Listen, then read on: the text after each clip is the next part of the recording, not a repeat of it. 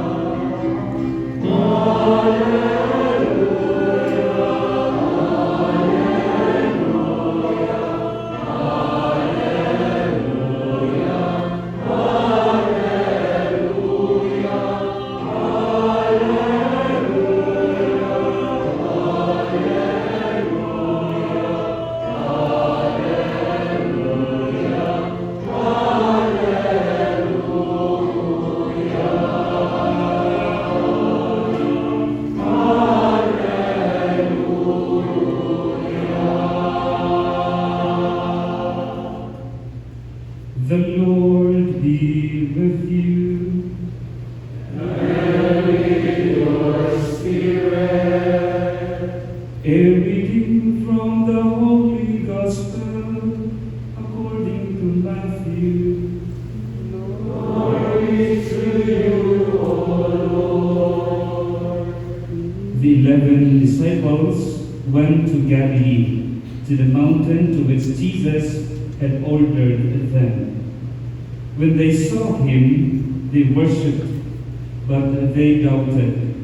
Then Jesus approached and said to them, "All power in heaven and on earth has been given to me. Go, therefore, and make disciples of all nations, baptizing them in the name of the Father, and of the Son, and of the Holy Spirit, teaching them to observe all that I have commanded you. And behold, I am with you always, until the end of the age." The Gospel of the Lord. Praise to you, Lord Jesus Christ. Please remain standing.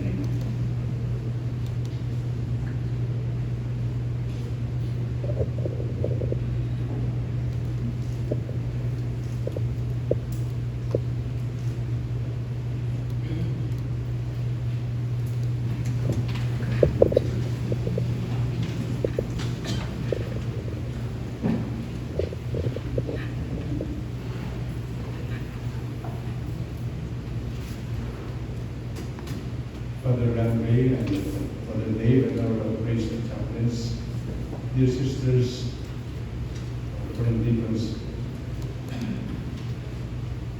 and you, our dear young people. Members of our commission and youth, participants in this 3-day reflection seminar, friends all in the Lord. The beauty of the church is it has a reason to celebrate youth as well as old age. Today is a typical example of that wonderful celebration. At this time, we celebrate youth when we go back to the railway, I'm sure Brother Ben can easily agree. We celebrate old age. Because today, we thank the Lord for the wonderful fruit of a 3-day reflection seminar. When we go back at 6 o'clock, we celebrate the Mass and Thanksgiving for Bishop Ranyola, who will be celebrating his 90th birthday. So we celebrate youth and we celebrate old age. Allow me just to read what I consider as a blessing in what we are celebrating today. The output, I would say, of the 3-day reflection seminar. If there is a day that makes the closing of your 3-day reflection seminar most timely and providential, to me, it is this day, the feast of the Ascension. Allow me to tell you why. I believe we will appreciate better the invitation to live out to the new set of guidelines, the statutes. If we journey for a moment the season of Easter, many times I say that the risen Lord or Easter, the season of this risen Lord is protracted from the Sunday of the resurrection, then the succeeding Sundays, in fact, until next Sunday, the Feast of the 21st. The reason we can imagine why the church lengthens the Easter season is because the mystery of the resurrection is such a rich and wonderful mystery, not easily understood. We need time to interiorize the wonderful message of Easter. Christmas, as I said, is relatively shorter because it is easy to understand what it means. When a child is born, then the parents, the whole family were happy, the new year, some dominggo baptism of the Lord. It's just a matter of few weeks. But Easter is a protracted celebration in order to interiorize the mystery of the risen Jesus. Just as a quick, that's why I allow you to have lunch, because I have a long homily. I'm kidding. But the whole point is, I think we appreciate better even the timing of this Ascension Sunday and what we have come up with. If we journey for a moment, the Sundays of Easter. You would recall the Sunday of Easter, the Resurrection Sunday was April 4.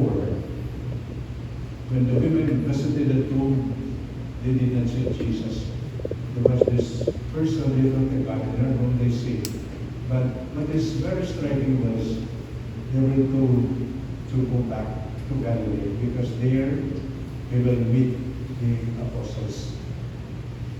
Go back to Galilee. For all of us, the apostles understood, but even for us, we understand better why they were told to go back to Galilee. It is because it is in Galilee that the apostles first encountered the Lord. Remember, they were fishermen. So that first encounter is important. If during Holy Week there was a failure, go back to the beginnings. Go back to the first encounter. I'd like all of us to, today, just to think of that first encounter. I'm sure the priests would really point out somewhere in the vocation of the sisters, the time when we use the word, when we have a fascination of the divine. When we thought, yes, God is calling me. God wants me to follow Him. And I'm sure even you, sometime along the way in your life, you thought, yes, I want to join the youth ministry because I have seen in Jesus someone worth following, the Galilee of your life. That first encounter, something that made you happy. I use the word for the church, that fascination in your life. First Sunday. Second Sunday, you will recall, is Divine Mercy Sunday. What's important with that is the apostles, like Thomas, do not believe Jesus is risen. Unless I put my finger to the side, I will not believe. And then Jesus appeared 8 days later. What is important with that is the Divine Mercy Sunday is when Jesus appeared, if it were other people, it would say, come on. So you were willing to die for me. When I was crucified, nobody was there. No? Only John. No? They were all scattered. But with Jesus, there was no blame. They did not blame them or remonstrate with them. No sign of anger. Di no, sa tumagi, crucified ko. No. Divine Mercy Sunday. This message was peace. But it's important for us is to realize, all of us, one time or another, we might have abandoned the Lord through whatever, through some kind of sin or laxity, whatever. We might have abandoned the Lord in our life. The second Sunday is a reminder, no, the Lord is not interested in blaming us, in punishing us, in asking us, why did you do that? No. Divine mercy. He reminds us, He is full of mercy. Peace be with you. A beautiful message. Third Sunday, the disciples going to Mayo. They were doubted. They thought the Redeemer, that the vision was killed.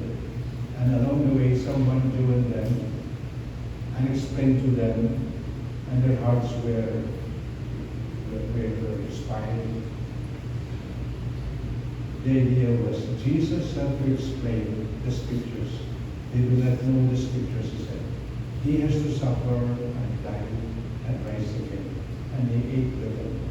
It's like saying, you do not understand, but henceforth you should realize it was necessary that they fulfill the scriptures. That's the third Sunday. Just to make them understand. Along the way, after he died and rose, he appeared to the apostles. The fourth Sunday was Good Shepherd Sunday. For all of us, what's the lesson? Very simple. Jesus was saying, He is the Good Shepherd. A hireling, and not the shepherd, will run away if there is danger, but not the Good Shepherd. The Good Shepherd, in fact, is willing, and in fact, He died for the sheep. And so, the invitation is, who do we follow? Who do we listen to? He is the Good Shepherd. Beautiful of all of this dynamics, this journey in Easter. And then May 5th Sunday. Connected with the idea of all of this is Jesus is saying, I am the vine, you are the branches. Stay connected with me, because cut off from me, you will wither and die. Cut off from me, you do not bear fruit. And so it's an invitation, who do we follow? Who do we cling to? We should strive to be continually connected with the vine, because unless we do that, then we wither and die. You see the dynamics of all of these verses. No? And then, 16th, because of that, love one another as I have loved you. All of this will show us how much this risen Jesus loves us, and now the command to love one another as I have loved you. Today's feast, the Feast of the Ascension, if you notice, will also be the continuation of that. Only when we realize how much we are loved, can the Lord now leave the apostles and tell them, go and make disciples of all nations. I think the dynamics of this feast is, in the first reading, it's clear. He was with the apostles, and then he was taken up from their side to heaven. And this is at the right hand of the Father. The dynamics is, since his resurrection, the disciples, the apostles, still see Jesus physically, bodily, because he appears to them time and again. But from this day until he comes again, he is no longer physically visible, because he ascended to the Father. And therefore, the command to the apostles to go and preach. It is like saying, henceforth, the people will no longer see and touch and hear Jesus physically like they did before. And therefore, in our time, if someone will listen to the teaching of Jesus, it is our voice that they will hear. If someone will feed the hungry, it is our hands that should feed the hungry. If someone needs a pat in the back, it is our hands that give the pat in the back. If someone needs a companion along the way, physically, it is we who give that company. It is we. We are the hands and feet and mouth, the physical presence of Jesus. And when I see you, I am telling myself, thank you, Lord, because that is what you are doing today. When you're coming out of the new guidelines, you are in effect saying, yes, Lord, use us to be your mouthpiece, use us to be your instruments, use us to be like the apostles, your presence in the world that needs you. Amen. Amen. I'm very happy that you say amen, because when I look at you, I say to celebrate the youth. When I look at you, I am saying to myself, you will be here with the church 50 years from now.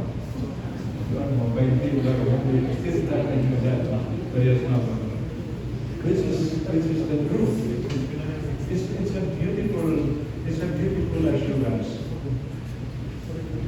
Thank you for committing yourself to this task. Because it is not enough to know Jesus. We have to tell Jesus, preach Jesus to others. It's not enough to personally know. We have to proclaim Jesus to others. And I know that's what you're doing. Proclaim Jesus especially to your fellow young people.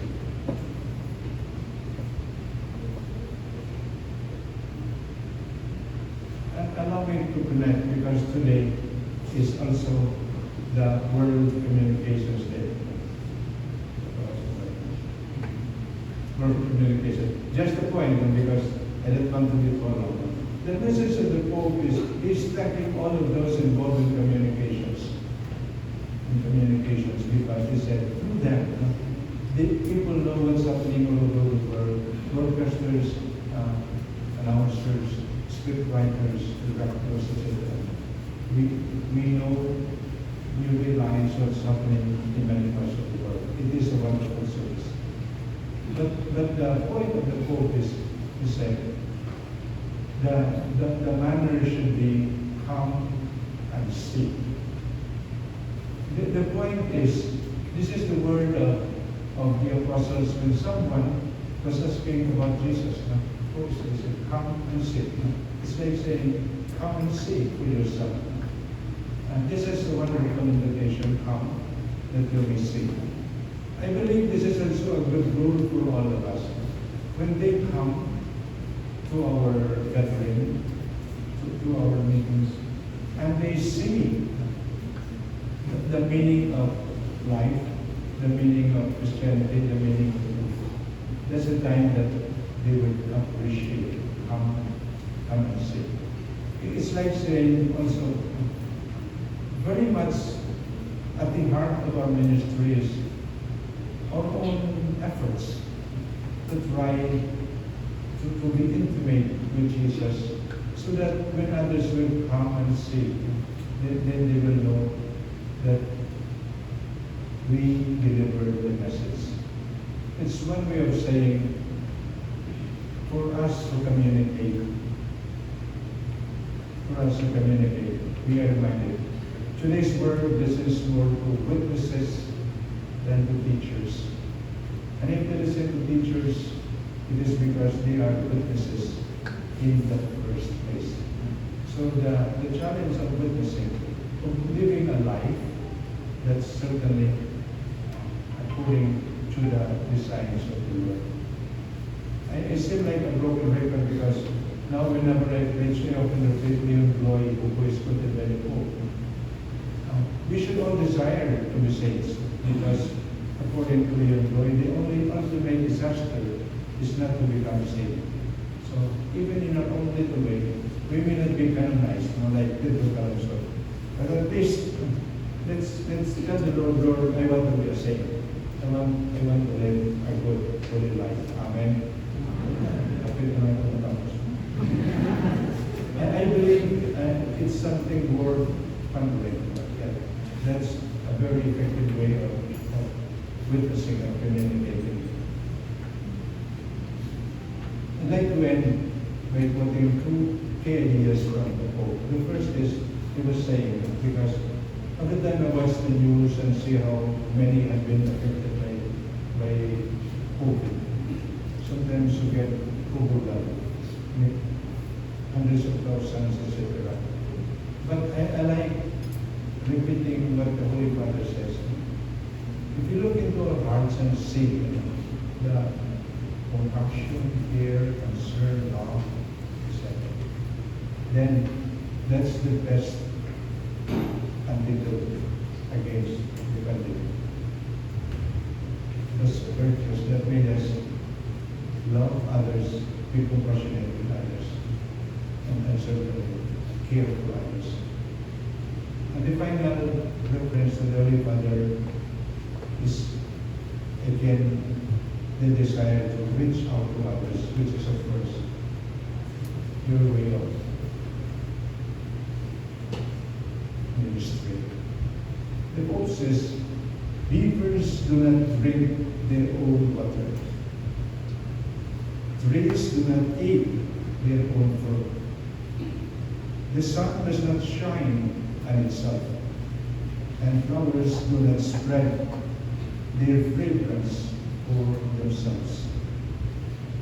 Living for others is the rule of nature. We are all born to help each other. No matter how difficult it is, life is good when you are happy, but much better when others are happy because of you.